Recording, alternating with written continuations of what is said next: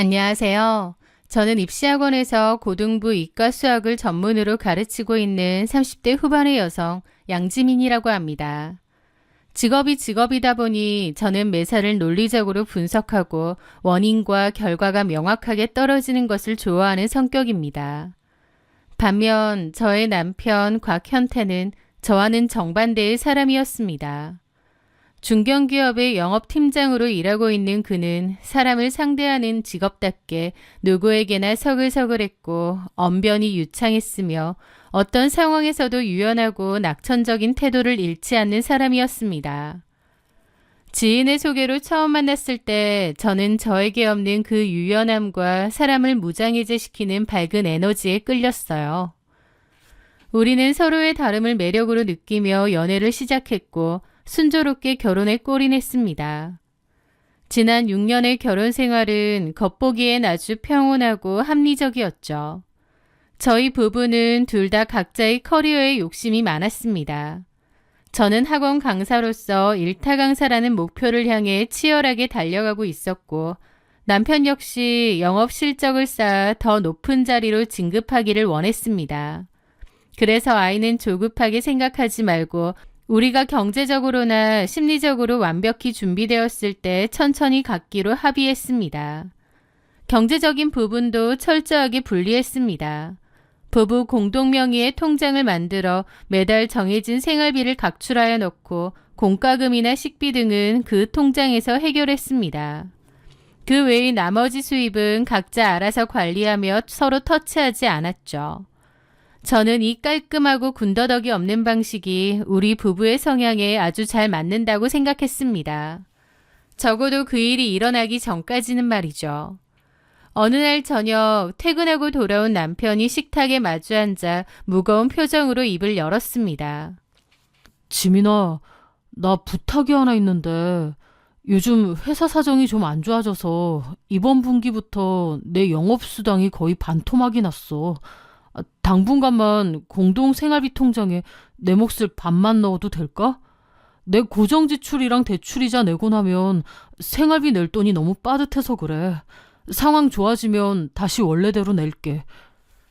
남편의 표정은 무척이나 수심이 깊어 보였고 저는 크게 의심하지 않았습니다. 영업직이라는 게 본래 실적에 따라 수입의 편차가 큰 직업이라는 것을 알고 있었기 때문이죠.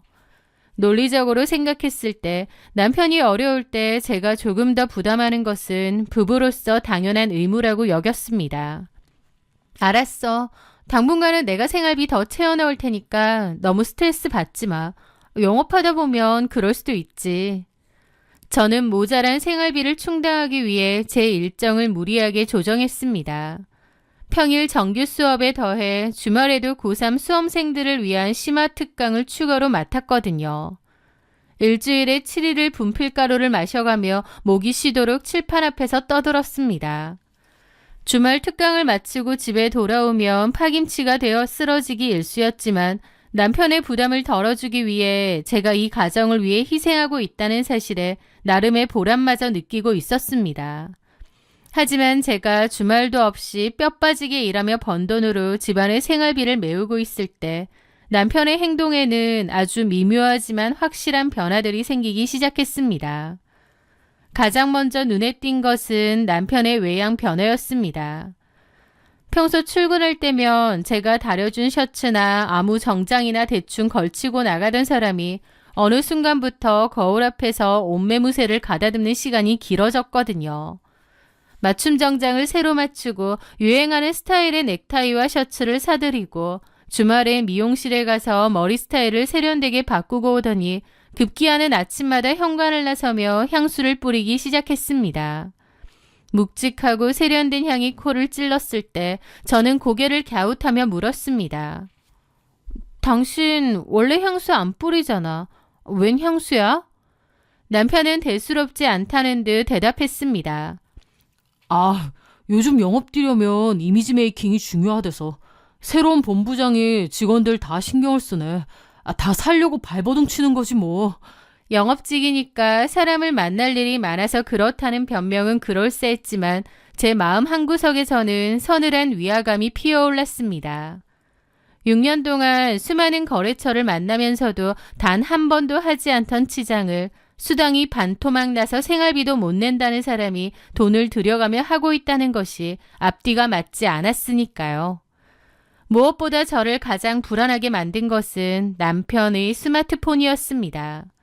예전에 남편은 퇴근하고 오면 폰을 거실 소파나 식탁 위에 아무렇게나 던져두곤 했어요. 하지만 어느 순간부터 남편의 폰은 철저하게 남편의 몸에서 떨어지지 않았습니다. 밥을 먹을 때도 폰의 화면이 항상 바닥을 향하도록 뒤집어 엎어두었고, 화장실 갈 때도, 심지어 샤워를 하러 들어갈 때도 폰을 화장실 안으로 들고 들어갔거든요. 그러던 어느 주말 밤이었습니다. 저는 방에서 다음날 수업 교재를 만들고 있었고, 남편은 거실 소파에 누워 있었습니다. 물을 마시러 나갔다가 남편이 폰을 쥔 채 잠들어 있더라고요.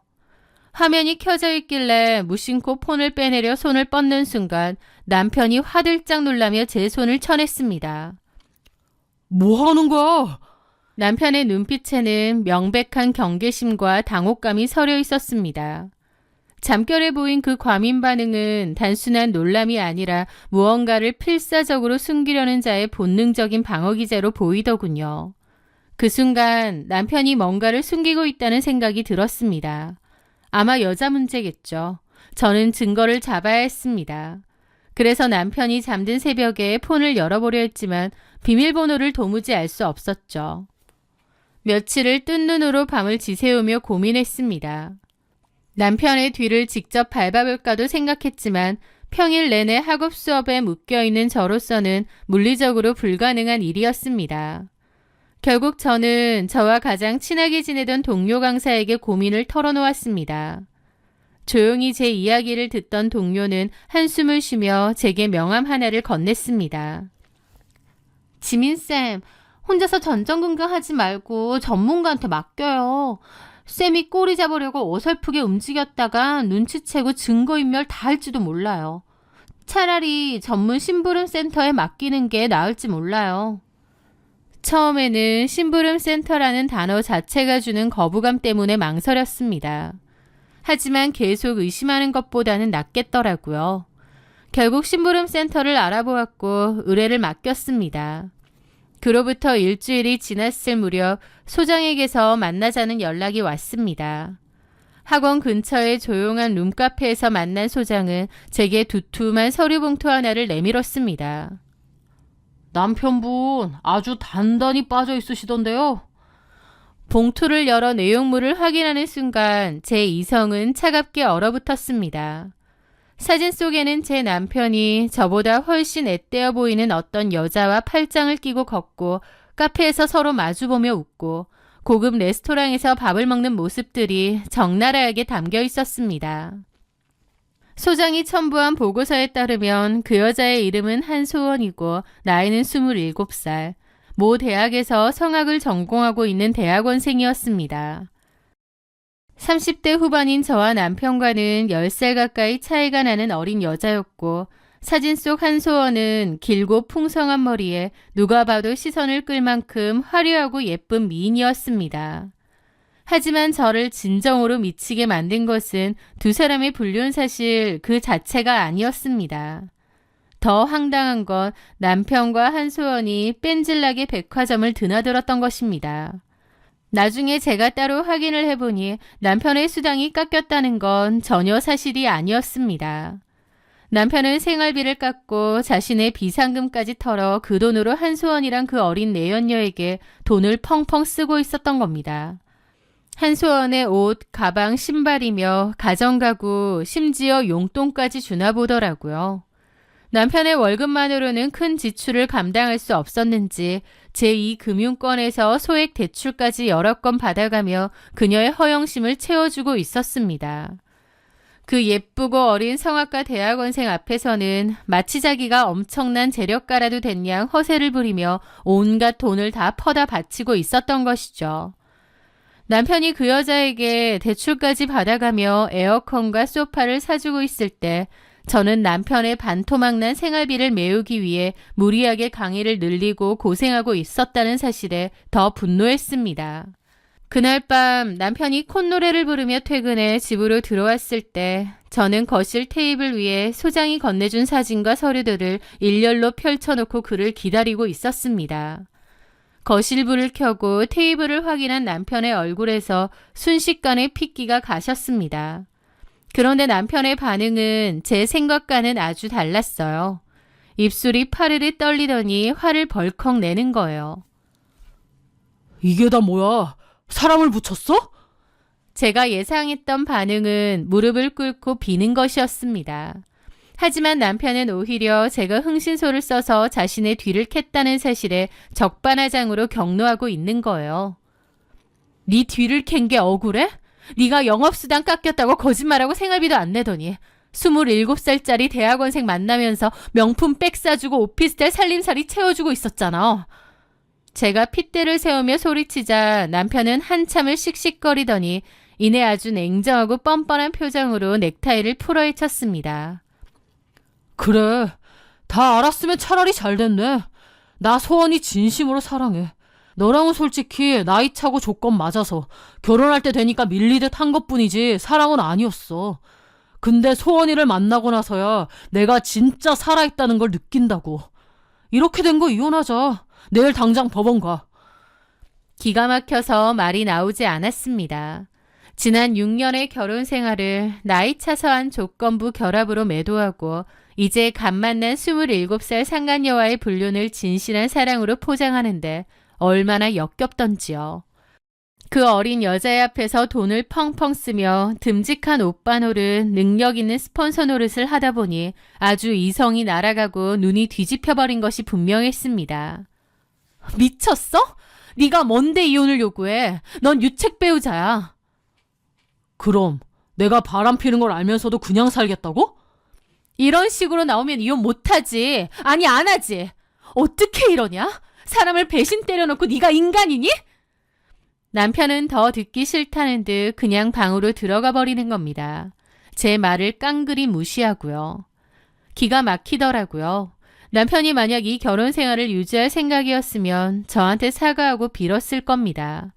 하지만 남편은 오히려 잘됐다. 이참에 그냥 이혼하고 그 기집애랑 살자 마음을 먹은 모양이었습니다. 소장이 단단히 빠진 것 같다는 그 말이 뭔 말인지 알겠더라고요. 저는 다음날 그 서류들을 챙겨들고 시댁으로 쳐들어갔습니다. 아들이 바람이 났다는 사실, 그것도 대출까지 받아서 딴 여자에게 살림을 차려주고 생활비를 아내에게 떠넘기고 이혼까지 요구한다는 사실에 시부모님은 경악을 금치 못했습니다. 시아버지가 남편에게 당장 오라고 호출했고 남편이 오자마자 화가 나 뺨을 있는 힘껏 내리치셨습니다. 그런데 남편은 오히려 도끼 품은 눈으로 아버지를 노려보았습니다. 아, 때리실 테면 때리세요. 저 지민이랑 이혼하고 소원이랑 살 겁니다. 아무도 저 못 말려요. 그 광기 어린 아들의 모습에 시아버지는 뒷목을 잡고 주저앉으셨고 시어머니는 시아버지한테 진정하라며 왜 애를 때리냐고 말리더라고요. 남편은 싸대기 맞고 그대로 다시 집을 나갔고 시아버지도 화가 나서 방으로 들어가 버리셨어요. 시아버지는 남편의 뺨을 때리기라도 했지 시어머니는 애초에 아들 편이었습니다. 아들이 좋다는데 어쩌겠냐는 식의 무책임한 태도를 보이더라고요. 솔직히 저라고 뭐 남편이 천년의 사랑이겠나요? 저한테 나이 차고 조건 맞아서 결혼 어쩌고 하는데 그건 저한테도 똑같은 일입니다.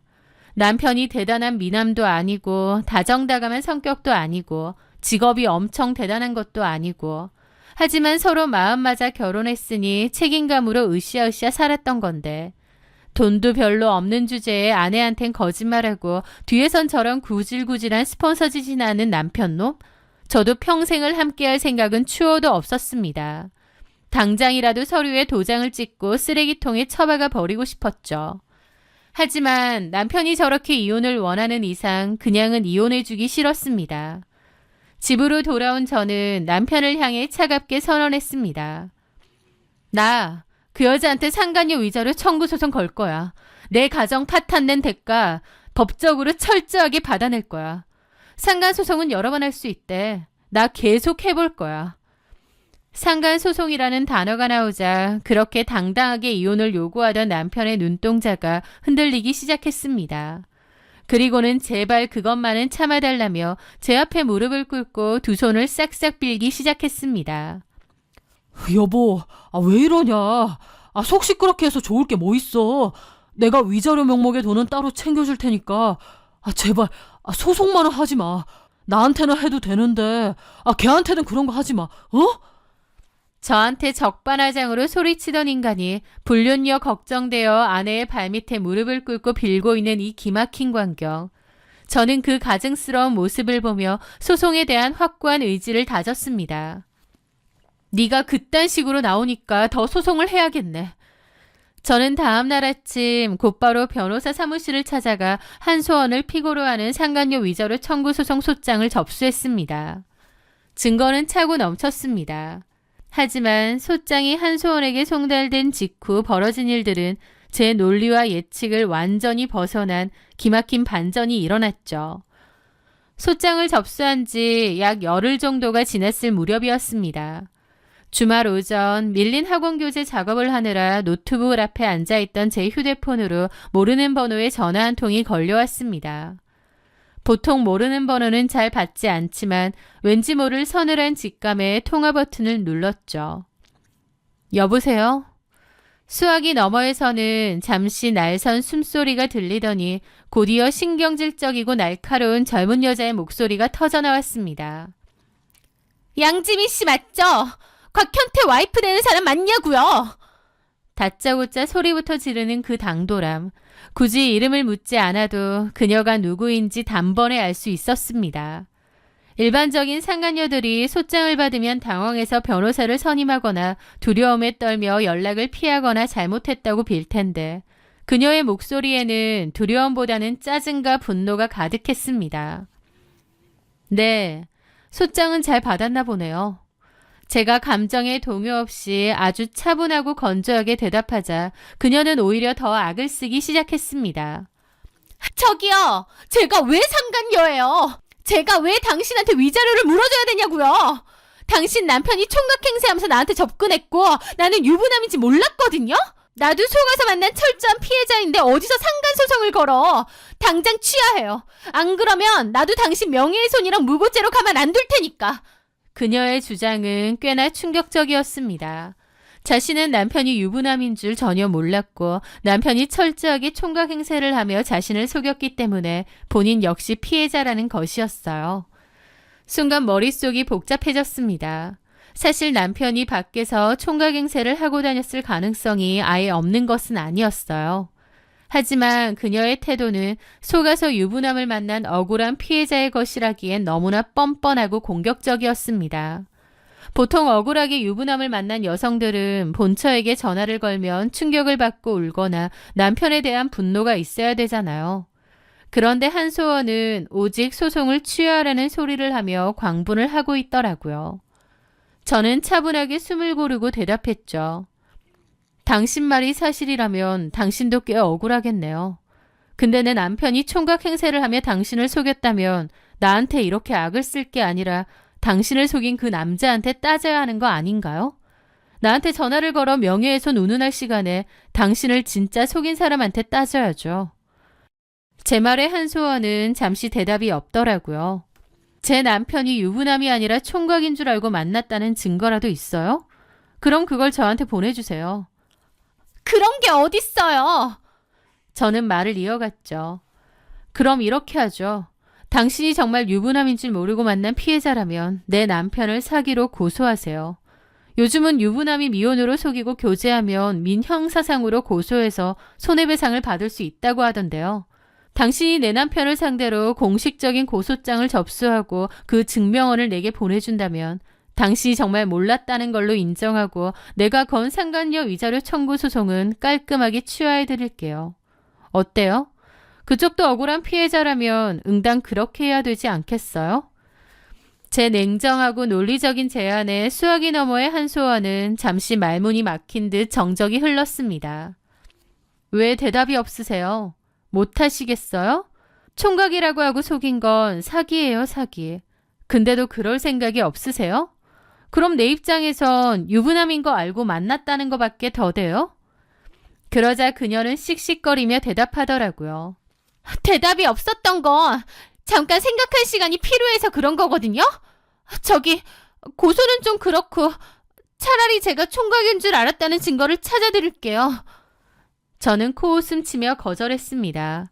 제가 고소 운운하자 바로 꼴이 내리더라고요.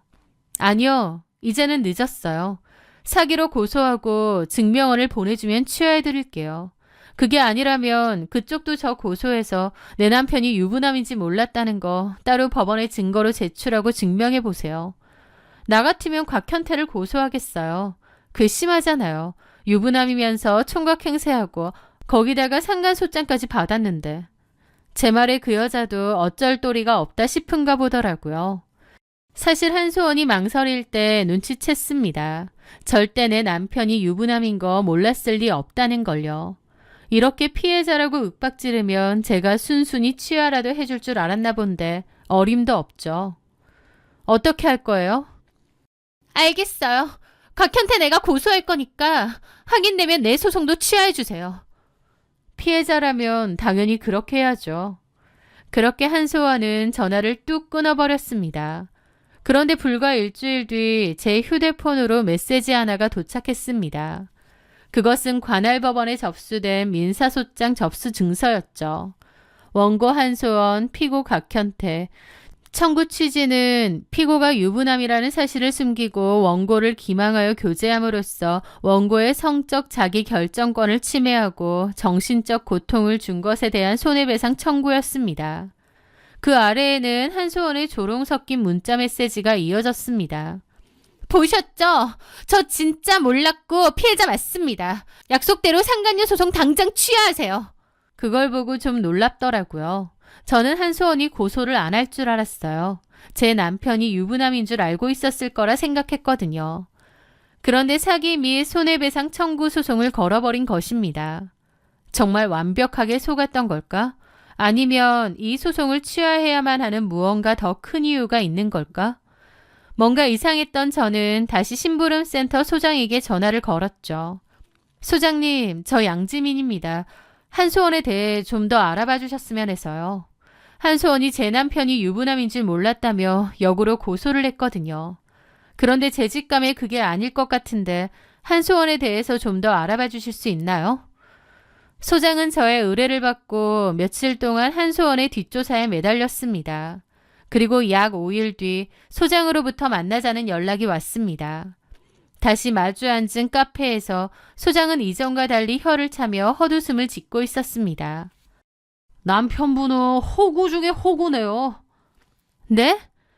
한소원이 왜 그렇게 상간소송에 기를 쓰고 발작했는지, 왜 남편분을 사기꾼으로 몰아서라도 소송을 취하려 했는지 그 진짜 이유를 알아냈습니다.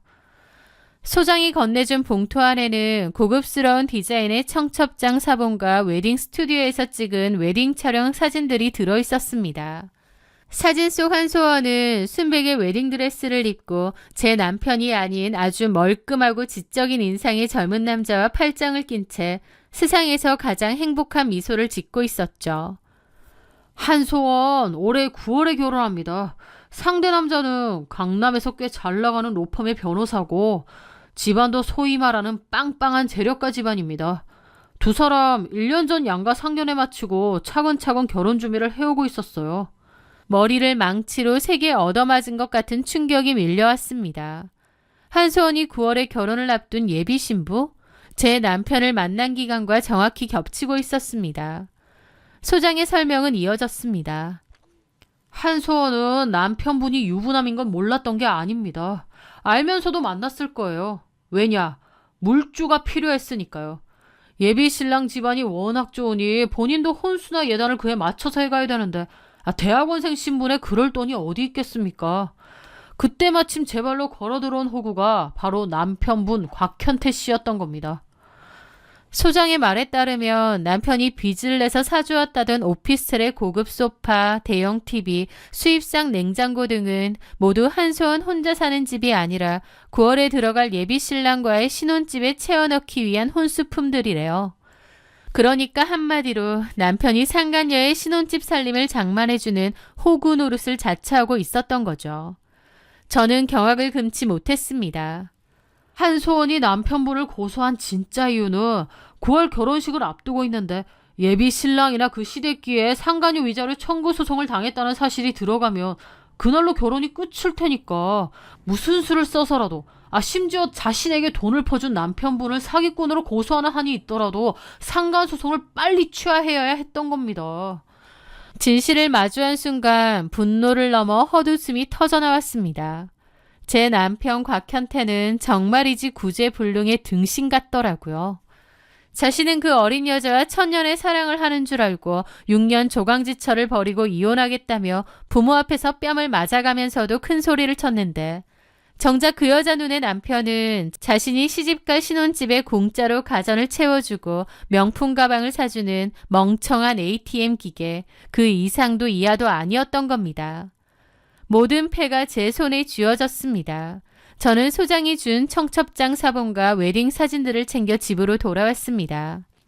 그날 저녁 남편이 거친 숨을 몰아쉬며 현관문을 열고 들어왔습니다. 남편의 손에는 한소원이 그를 상대로 접수한 소장 부본이 들려 있었습니다. 남편은 눈이 붉게 충혈된 채 저를 향해 서류를 집어던지며 악을 썼습니다. 그러면서 그 와중에도 저한테 한소연 편을 들더라고요. 소원이 걔는 내가 유부남인 거 진짜 몰랐어. 내가 속인 거라고. 당신이 상간소송이니 뭐니 거니까 걔가 얼마나 배신감에 떨고 충격을 받았으면 나를 이렇게 사기로 고소까지 하겠냐. 너 때문에 걔 인생도 망가지고 우리 사이도 끝났어. 죄 없는 애한테 상간녀 딱지 붙이니까 속이 시원해? 남편은 자신이 고소를 당해 손해배상을 물어주게 생긴 마당에도 여전히 한소원을 죄 없고 불쌍한 피해자로 굳게 믿으며 그녀의 역성을 들고 있었습니다. 나랑 이혼하고 그 여자와 재혼하려던 핑크빛 미래가 제 소송 때문에 무너졌다고 원망하며 핏대를 세우는 남편을 바라보며 저는 소파에 깊숙이 기대앉아 차갑게 그를 응시했습니다. 곽현태, 너 지금 고소장 받고도 그 여자가 불쌍해서 나한테 화를 내는 거야? 그래, 내가 속였다니까? 걘 진짜 아무것도 몰랐어. 아직까지 그렇게 편들어주고 싶니? 한소원 입장에선 너랑 헤어질 좋은 핑곗거리 생겼나 보네. 얻어먹을 거 다 얻어먹고 이제 팽해야 되는데 내가 마침 상간소송 걸어주니까 그걸로 핑계로 너랑도 헤어지고. 소원이 그런 애 아니야. 함부로 말하지 마. 라면서 눈을 부라리는 겁니다. 남편 입장에선 저랑 이혼하고 한소원이랑 결혼하려고 들떠있을 텐데 갑자기 한소원이 상간소송 핑계대며 남편에게 헤어지자고 한 모양이고 제 눈을 속이기 위해 유부남인 거 몰랐다고 하자고 입을 맞춘 모양이었습니다. 나이도 많지 않은 게 남자 다루는 능력이 보통이 아니더라고요. 저는 저를 원망하며 노려보는 남편을 보며 자리에 일어나 테이블 위에 올려둔 흥신소 봉투를 집어들어 남편 앞에 툭 던졌습니다. 이거나 열어봐. 네가 그렇게 죽고 못 사는 그 순진하고 가여운 한소원의 진짜 얼굴이 그 안에 있으니까. 남편은 신경질적으로 봉투를 뜯어 내용물을 꺼냈습니다. 그리고 청첩장 사본과 다른 남자와 다정하게 찍은 한소원의 웨딩 사진을 본 순간 그는 정지화면처럼 굳더라고요. 호흡이 거칠어지고 사진을 쥔 손이 격렬하듯 덜덜 떨리기 시작했습니다. 이게 뭐야? 이게 다 뭐야? 9월 15일 결혼? 남편의 동공이 지진이라도 난 듯 미친 듯이 흔들렸습니다. 저는 그의 귓가에 대고 아주 또박또박 진실을 꽂아 넣었습니다. 그래, 네가 그토록 사랑했던 한소원, 9월에 결혼해. 상대는 집안 빵빵하고 돈 많은 변호사. 너 만나기 한참 전부터 상견례 끝내고 결혼 준비하던 사이야. 네가 대출까지 받아서 땀 뻘뻘 흘리며 사다 바친 오피스텔 소파, TV, 냉장고. 그거 걔가 딴 놈이랑 살 신혼집 혼수로 들어갔어. 넌 그냥 그 집구석 살림살이 공짜로 채워주는 멍청한 물주였던 거야. 아니야. 그럴 리가 없어. 소은이가 나한테 얼마나 잘했는데. 나 이혼하고 같이 살자고 했는데. 남편은 현실을 부정하며 고개를 저었지만 빼도 박도 못하는 청첩장의 날짜와 이름은 명백한 사실이었습니다. 걔가 왜 널 고소했는지 아직도 모르겠어? 예비 신랑 집안에 자기가 상간녀로 소송당한 거 알려지면 그 결혼이 엎어질까봐 그런 거야. 나한테 상간소송 취하시키려고. 너를 총각행세한 사기꾼으로 엮어서 철저하게 꼬리 자르기를 한 거라고 이 등신아. 넌 철저하게 호구 잡히고 버려진 거야. 모든 진실을 깨달은 남편은 다리에 힘이 풀린 듯 거실 바닥에 털썩 주저앉았습니다. 그의 입에서는 기괴한 신음소리가 새어나왔습니다. 6년의 가정을 버리고 아내를 기만하며 올인했던 자신의 치명적인 로맨스가 사실은 어린 여우의 혼수장만 프로젝트에 이용당한 총극이었다는 사실. 그 잔인한 진실 앞에서 남편은 두 손으로 얼굴을 감싸쥐고 짐승처럼 울부짖기 시작했죠. 그 꼬라지를 보는데 얼마나 등신 같고 한심한지. 그런데 호구로 전락한 남편의 분노는 거기서 끝나지 않았습니다. 사랑이 깊었던 만큼 배신감에 미쳐버린 남편의 폭주는 이제 통제불능의 상태로 치닫기 시작했거든요. 남편은 바닥에 팽겨쳐두었던 자신의 스마트폰을 집어들고는 다급하게 어딘가로 전화를 걸었습니다. 신호음이 몇 번 울리자 수화기 너머로 한소원의 신경질적인 목소리가 흘러나왔습니다. 네, 오빠. 와이프분한테 상간소송 취하라고 설득은 했어요? 그 순간 남편이 고함을 질렀죠. 야, 이 미친년아! 남편의 입에서 터져나온 찢어질 듯한 고함 소리에 폰 너머의 한소원도 순간 흠칫 놀란 듯 말이 끊겼습니다. 남편의 얼굴은 시뻘겋게 달아오르다 못해 핏줄이 터질 듯 부풀어 있었습니다.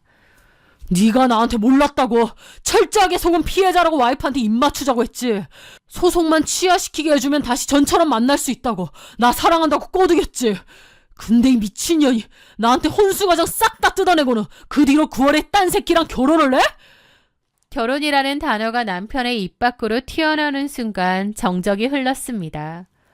이윽고 한소원의 당황한 그러나 끝까지 잡아떼려는 가증스러운 목소리가 이어졌습니다. 무슨 소리예요? 누가 결혼을 해? 오빠 와이프가 소설이라도 쓴 거 아니에요? 어디서 말도 안 되는 헛소리를 들고 와서 소리를 질러? 그녀의 발뺌에 남편은 실성한 사람처럼 헛웃음을 쳤습니다. 그리고 제가 던져준 청첩장에 적혀있던 예비 신랑의 이름과 예식장, 심지어 예비 시댁의 로펌 이름까지 토시 하나 틀리지 않고 그녀의 귀에 때려박았습니다. 김지우, 호텔 예식장, 네 예비 시아버지 사만로펌 대표 변호사. 이래도 헛소리야? 이 꽃뱀 같은 년아. 네 신혼집 소파랑 TV 사주나 내가 받은 대출금이 얼만 줄 알아? 네가 나를 물주로 삼고 꼬리 자르기를 해? 자신의 완벽한 비밀이 산산조각 났음을 깨달은 한소원은 이내 본색을 드러냈습니다. 그녀는 악에 받친 목소리로 표독스럽게 맞받아쳤습니다. 그래, 나 결혼한다 어쩔래? 오빠가 등신같이 퍼준 걸 왜 나한테 지랄이야? 우리 끝났어. 한 번만 더 내 앞에 얼쩡거리면 유부남이 스토킹한다고 내 예비 남편 로펌 통해서 경찰에 쳐넣어버릴 테니까 다시는 연락하지 마. 전화는 일방적으로 끊어졌습니다. 스토커 취급을 당하며 버려진 남편은 손에 들고 있던 폰을 거실벽을 향해 있는 힘껏 집어던졌습니다. 폰이 산산조각나며 파편이 튀었고 남편은 그 자리에 주저앉아 꺼이꺼이 통곡했습니다. 그의 통곡 소리를 들으며 저는 아주 차갑고 건조하게 말했습니다. 네가 선택한 네 진짜 사랑의 결말이야. 축하해. 저는 박살난 남편의 폰을 발로 툭 밀어놓고 안방으로 들어가 문을 잠가버렸습니다. 다음 날부터 남편의 처절하고도 찌질한 복수극이 시작되었습니다. 이성을 잃은 남편은 다음날 아침 일찍 한소원이 다니는 대학원 캠퍼스로 쳐들어갔어요. 다른 학생들도 많은데 거기서 한소원을 붙잡고 복도 한가운데서 고함을 지르며 행패를 부렸죠. 내 돈 내라 이 꽃뱀년아. 혼수 사달라고 내 돈 빨아먹고 딴 놈한테 시집가는 더러운 년. 남편의 고함 소리에 수많은 학생들과 교수들이 몰려들었고 한소원은 얼굴을 감싸쥐고 도망치려 했지만 남편은 더욱 날뛰었습니다. 결국 학교 경비원들이 출동하고 경찰까지 불려오는 총극이 벌어진 모양이었어요. 한소원의 대학원 내에 그녀가 유부남의 돈을 뜯어내어 혼수를 장만하고 버렸다는 소문이 쫙 퍼지는 데는 채 반나절도 걸리지 않았습니다. 하지만 남편의 폭주는 거기서 멈추지 않았습니다. 남편은 제가 건네준 청첩장에 적힌 예비신랑의 이름과 로펌 정보를 이용해 그 예비신랑의 변호사 사무실로 전화를 걸고 이메일을 보냈습니다. 자신이 한수원과 어떤 관계였는지, 그녀가 결혼을 앞두고 자신에게 어떻게 돈을 뜯어냈는지, 그리고 제게 상간소송을 당해 사기고소로 입막음을 시도하려 했던 모든 더러운 진실을 적나라하게 폭로했습니다. 그 결과는 너무나도 빠르고 파괴적이었습니다. 한소원의 결혼은 그날로 파혼을 맞이했으니까요. 9월에 화려한 예식을 꿈꾸며 웨딩드레스를 고르던 그녀의 야심은 그녀가 호구로 여겼던 남편의 폭주로 인해 완벽하게 재가 되어버린 것이었죠. 자신의 인생이 송두리째 박살난 한소원 역시 가만히 있지 않았습니다. 눈에는 눈, 이에는 이. 파혼당한 그녀는 도끼가 오를 대로 올라 제 남편의 숨통을 끊어놓기 위한 최후의 일격을 날렸습니다. 남편이 영업팀장으로 일하던 중견기업의 본사 감사실과 인사팀에 익명의 제보가 접수되었거든요.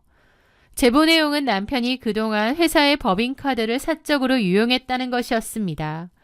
남편은 한수원과 데이트를 하며 고급 레스토랑에서 식사를 하거나 선물을 사줄 때 종종 거래처 접대를 핑계로 법인카드를 몰래 긁어왔던 모양이었습니다. 한소원은 그 영수증 사진들과 카드 결제 내역, 그리고 남편이 거래처 핑계를 대고 샀으니까 회사에는 비밀이야라며 으스대던 카톡 대화 내용까지 캡처하여 증거로 제출했습니다. 회사는 즉각 감사에 착수했고 남편의 법인카드 횡령 및 사적 유용 사실이 낱낱이 밝혀졌습니다. 결국 남편은 대기 발령 상태에 놓였다가 횡령 금액을 전액 변상하는 조건으로 회사에서 공고사직이라는 이름의 해고 통보를 받게 되었습니다. 게다가 회사 게시판에는 영업팀장 곽연태가 내연녀에게 법인카드를 쓰다 걸려 쫓겨났다는 소문이 파다하게 퍼졌고 남편은 동료들의 손가락질 속에 짐을 싸서 회사를 떠나야만 했습니다. 두 사람은 서로의 인생을 파멸시키기 위해 진흙탕 속에서 뒤엉켜 개싸움을 벌였고 결국 둘 다 모든 것을 잃은 채 완벽한 나락으로 떨어졌습니다. 이 모든 난장판의 한가운데서 저는 아주 조용하고 침착하게 제 몫을 챙겼습니다. 저는 당연히 한소원에게 제기했던 상간녀 위자료 청구 소송을 끝까지 취하하지 않았습니다. 결국 한소원은 법원으로부터 제게 3천만 원의 위자료를 지급하라는 판결을 받았죠. 게다가 파혼당하고 학교에서도 얼굴을 들지 못하게 된 그녀는 부모님에게 손을 벌려 간신히 제게 위자료를 입금해야만 했습니다. 남편과의 이혼 과정 역시 철저하게 제 주도하에 이루어졌습니다. 저는 남편을 상대로도 이혼 및 재산분할 그리고 유책 배우자에 대한 위자료 청구 소송을 진행했습니다. 남편은 자신이 한소원에게 배신당해 직장도 잃고 모든 것을 잃었다며 선처를 호소했지만 저는 단 1원의 자비도 베풀지 않았습니다. 우리가 공동으로 모았던 재산도 엄정하게 분할받았고 남편에게서도 위자료를 받아냈습니다. 직장을 잃고 대출 빚더미에 앉은 남편은 시부모님 집으로 기어들어가 매일 술에 절어 살고 있다고 하더군요. 마지막으로 법원을 나서던 날 헬쑥해진 얼굴에 전 남편이 제게 다가와 입술을 깨물며 말했습니다. 지민아, 내가 진짜 미친놈이었어. 그 꼰뱀녀한테 속아서 너한테 몹쓸 짓을 했어. 나 그년 때문에 회사도 잘리고 빚만 남았어. 나 진짜 너무 억울해. 자신이 저에게 저지른 배신과 씻을 수 없는 상처는 안중에도 없고 오직 자신이 한소원에게 당한 배신과 금전적 손실만은 억울해하며 징징거리는 그 이기적인 몰골. 저는 그 구질구질한 얼굴을 똑바로 쳐다보며 아주 차갑게 대답했습니다. 넌 속은 게 아니야. 네가 가진 그 얄팍한 허영심과 이기심 때문에 네 발로 쓰레기통에 걸어 들어간 거지. 억울해? 난 네가 내 생활비 뜯어내서 그 여자 가방 사줄 때 주말에도 삼각김밥 먹어가며 일했어. 내 인생에 너같이 이기적이고 역겨운 인간이랑 엮이는 일은 죽을 때까지 2번 다시 없을 거야. 잘 살아라. 네가 만든 지옥에서. 저는 뒤도 돌아보지 않고 법원 계단을 내려왔습니다. 봄바람이 시원하게 불어오고 있었습니다. 수학에서 풀리지 않는 엉킨 방정식은 과감하게 변수를 지어버리고 식을 처음부터 다시 세우는 것이 가장 빠른 해결책입니다. 제 인생을 좀먹던 곽현태라는 불량 변수와 한소원이라는 치명적인 오류를 완벽하게 제거하고 난 지금 제 삶의 계산기는 다시 오차없이 맑고 투명하게 돌아가고 있는 것 같아요. 저는 그 후로 학원에서 더욱 바쁘고 치열한 나날을 보내고 있습니다. 남이 주는 가짜 안정감이 아니라 내 손으로 직접 땀 흘려 번 돈으로 나만을 위한 완벽한 공간을 가꾸며 누구의 눈치도 보지 않은 온전한 자유를 누리고 있습니다. 비 온 뒤에 땅이 굳어진다고 하죠. 제 인생의 토양은 그 어떤 폭풍우가 와도 파이지 않을 만큼 단단해졌습니다. 서로를 물어뜯으며 자폭해버린 그 두 사람의 소식은 가끔 들려오지만 제게는 한낱 길가에 버려진 구겨진 영수증만큼의 의미도 없습니다. 저는 앞으로도 제게 주어진 이 명쾌하고 아름다운 삶의 공식을 오직 저만의 힘으로 당당하게 풀어나갈 것입니다. 제 긴 이야기를 들어주셔서 진심으로 감사드립니다.